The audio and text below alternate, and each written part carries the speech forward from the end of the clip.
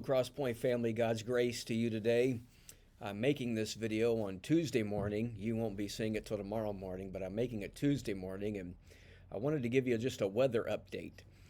When we were leaving Texas, everybody was telling us how, oh, the weather over there is going to be awful. You guys are going to be cold, and it's going to be dreary. And I just wanted to let you know that today in Amarillo, Texas, it is currently 27 degrees and snowing.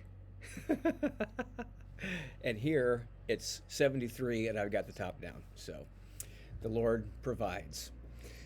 Just another update for you in terms of finances. I meant to mention this on Sunday and I forgot, but I've been giving you the great report of this past year and how we came in above budget and just was a fantastic year financially.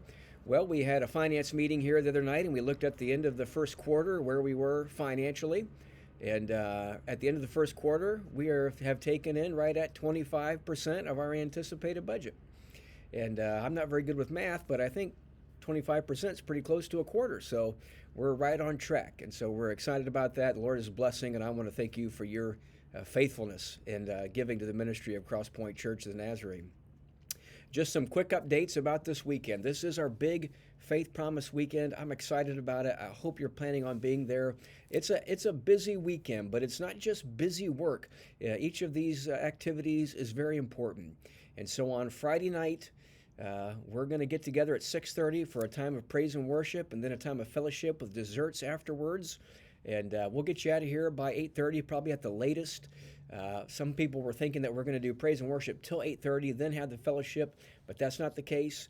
It won't last that long, but we're going to have some praise and worship together. We're going to give some testimonies about Heal the City and all the different ways the Lord has been ministering through you as the body of Christ in our local community. And so I'm excited about that. So plan to come out 6:30, bring a dessert to share. If you get bonus points for anything with blackberries in it. And by the way, I mentioned we're doing great financially, but I do have to let you know that the Blackberry Pie Fund jar is completely empty. So we are in a bit of a crisis mode. So if you'd like to contribute to that, just stop by the office anytime. But that's Friday night, 6:30. On Saturday at 10 a.m., we start our poverty simulation. And, usually at Faith Promise, you have a dinner and the missionaries speak. And there's nothing wrong with that. We've been joking about, this isn't your grandma's Faith Promise, but unless your grandma's really cool, this would be her Faith Promise. But because of the pandemic and everything else going on, we had to start planning and making some arrangements. And we decided let's try to do some kind of activity where we can have an experience that would impact children all the way through our adults. And so that's what this event is about. This is a great event for you, for your family, or if you're single, you should come out. Bring a friend. 10 o'clock Saturday morning. It'll last till about 12. Could go a little later than that because we're going to have a little luncheon. It depends on how long you want to stick around and fellowship.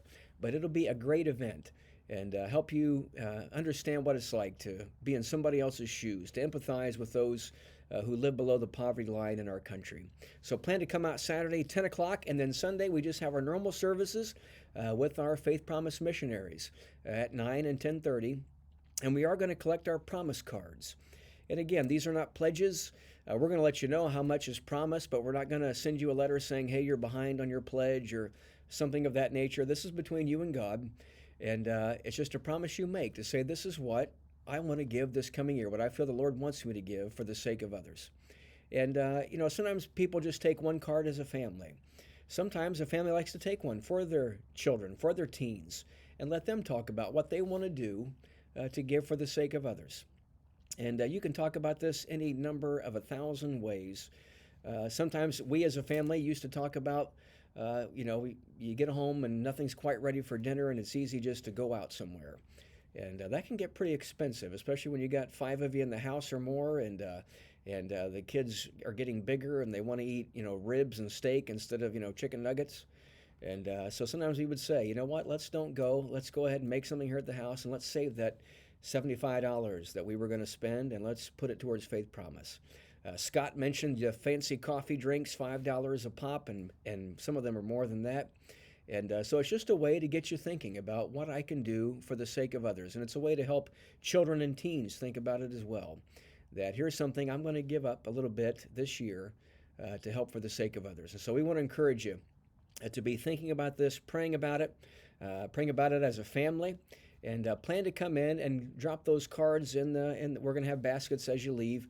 Like we do when we collect offerings sometimes, and you'll drop those promise cards in there, and then we'll give you an update and let you know how much has been promised. Our goal is 59,000, and you should have gotten a little booklet on Sunday. If not, you'll have a chance to get one again this Sunday. That kind of gives you a breakdown where all that money goes. The largest chunk of that 59,000 goes for the World Evangelism Fund, which is not a bunch of administrative, bureaucratic nonsense. It goes to support hundreds of missionaries in hundreds of world areas. And so that's 38,000 of it. And then the other 21,000 goes for more local missions that we can see with our own eyes. And so throughout this year, we'll give you updates. And it's a way to, again, help educate your family, your kids, your teens to say, hey, this week our church gave that $1,000, that $1,400 for this local work and witness project over on Delaware Avenue or whatever the next project is. And so by not going out to dinner the other night, we contributed to that project. And it's just a way to have a visible, tangible sign of what your money is doing and what it's accomplishing. And so I'm excited about this weekend. Please plan to come. I know sometimes when I was a kid, it was Mission Sunday. Sometimes you kind of dreaded it because they would talk forever and